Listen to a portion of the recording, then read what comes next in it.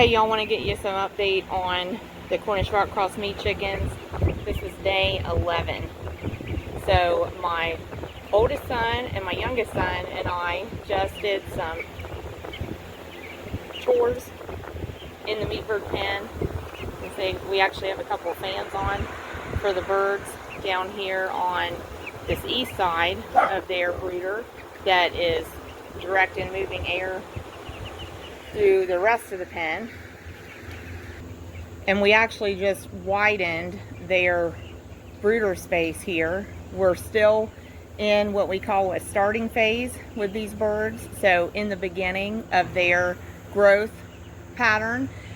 And we start out with the brooder fairly small so we can contain them in one area near their feeders, near their waters, and near any heat lamps that we want to use. But they grow so rapidly that what we typically do is just as they grow, we just expand their space. So there's 225 of them here, and they were filling in the space they had.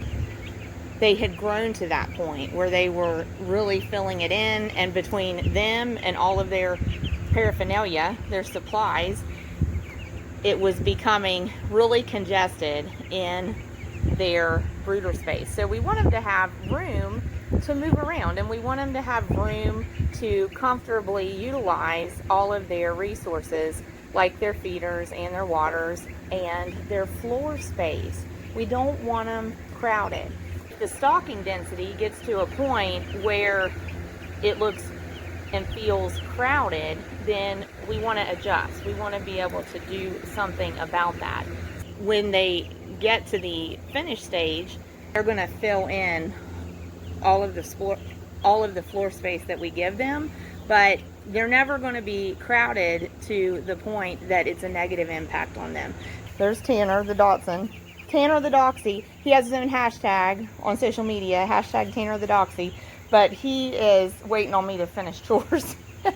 So I wanted to show you right here the amount of space that we extended the brooder by. Just about half a length of these livestock crates. So actually from here to here is the space that we extended the brooder, but we did that the entire length of this 20-foot brooder area.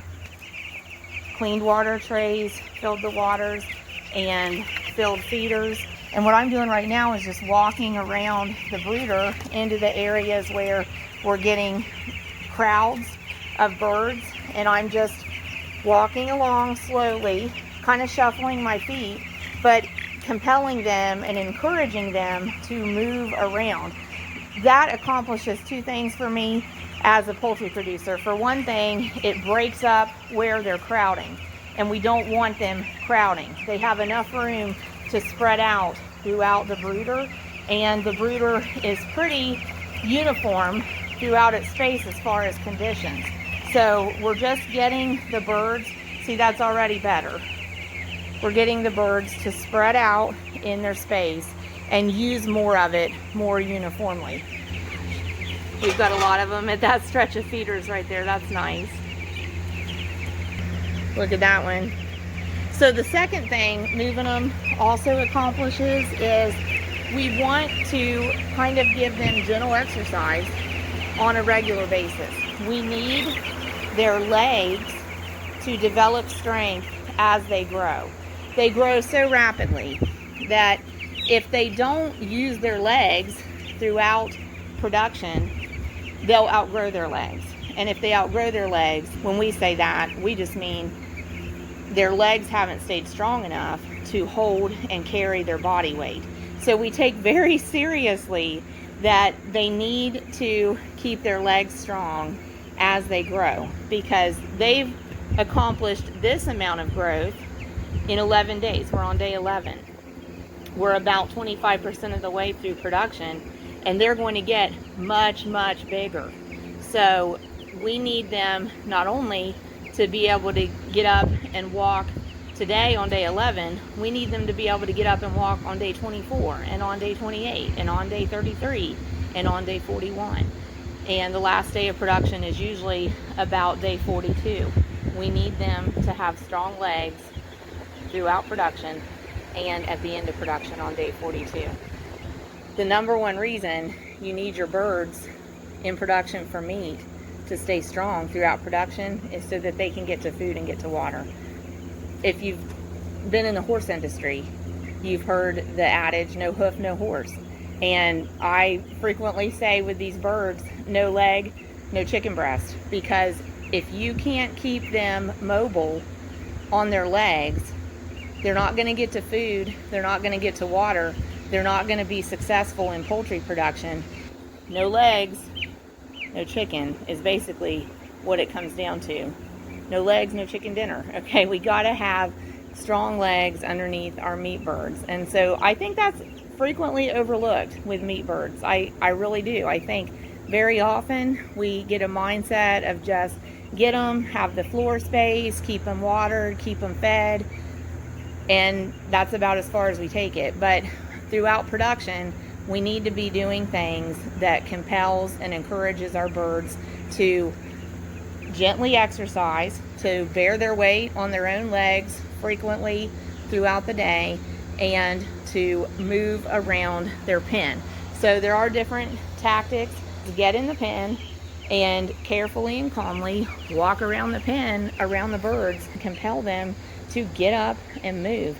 This is also another thing we want to see. We want them standing at feeders and standing at waters when they eat and drink. Let me show you what we don't want. We don't want that. We don't want sitting at the feeders.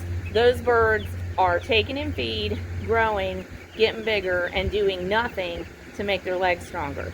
On the other hand, like the one that's standing there, if they stay standing, they're bearing their weight on their legs while they're eating. They're using muscles to hold themselves up, to stretch their neck, to reach into the feeder.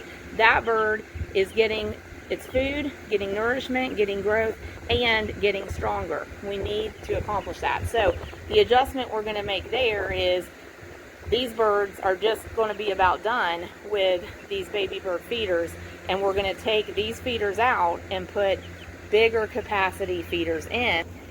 The bigger capacity feeders themselves sit a little differently on the floor and generally compel the birds to be in a standing position as they eat.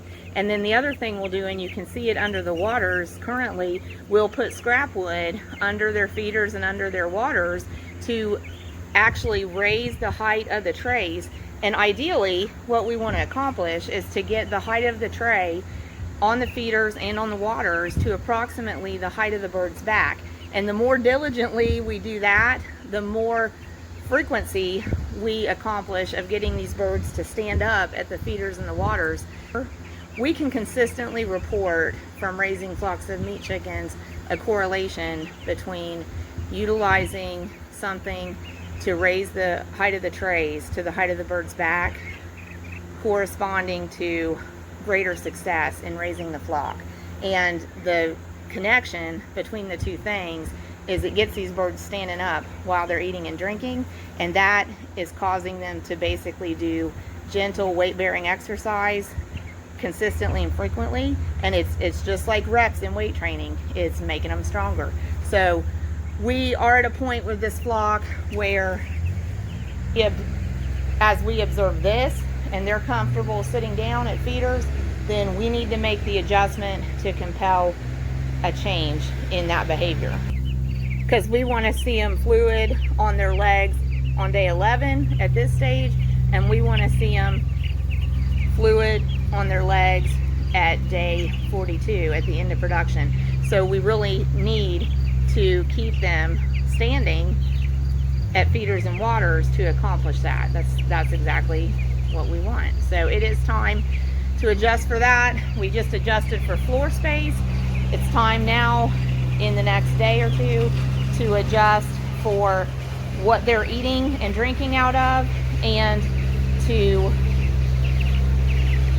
get diligent about raising the height of the feeders. We'll probably start with just swapping feeders first, and we'll give that a couple of days, and then we'll probably swap waters after that. The other thing that we just did in this pen was to work on the floor quality. So we still actually are on the original bedding material that we started with, and we have not added new bedding material yet, but we were actually able to fluff the bedding that was in here and have an improvement in the bedding material that's on top with meat birds. As they grow, they manure more and more, and you want to keep dry, absorbent bedding on top so that as they manure, there's something there to absorb that, and then you constantly are maintaining that for them. So 225 birds, day 11. This is how chicken is made. If you buy chicken at a grocery store, if you buy chicken at a restaurant, most likely this is exactly the kind of chicken that meat comes from. Cornish cross meat chickens are the that one's playing. I'll have to get that chain suspended back up on that heat lamp. But Cornish cross meat chickens are the premier source of poultry throughout the world. Absolutely. So we are still using heat lamps off and on, but I think we're at a point where, at least for the next week, we'll probably only need heat lamps maybe at night. If our temperatures get down to the 50s at night, they'll want heat lamps. 11 days out to about day 14, the temperature they really want is about 85 degrees Fahrenheit. And then as we move past day 14 toward day 21, they want a range of 80 degrees Fahrenheit to 85 degrees Fahrenheit. So actually our next about 10 days to 2 weeks looks like the daytime temperature is going to match their preferences, and then the nighttime temperatures are going to get cool. Overnight from day 10 to day 11, we had 10 heat lamps on these birds, and we are running just a set of fans in that end to just help augment air exchange across the building. So let us know if y'all have any questions. We sure appreciate your support of our channel. We're over 1,800 subscribers now, and I took a week off the first week of July, and it did impact the viewer numbers. So I'll just work at it. Got to get consistent again, and the algorithm eventually will find us again. But we sure appreciate any interaction that y'all contribute to the videos, because that actually really helps the algorithm find us. So go ahead and do the like, leave a comment, share a video, and let us know if this is the kind of project you would ever do. Would you ever raise meat chickens to produce your own poultry? Let us know about that in the comments. God bless y'all from all of us at Twin Oaks Family Farm in rural Southeast Ohio, USA. We're a small, independent family farm trying to keep it real in the heartland. God bless y'all.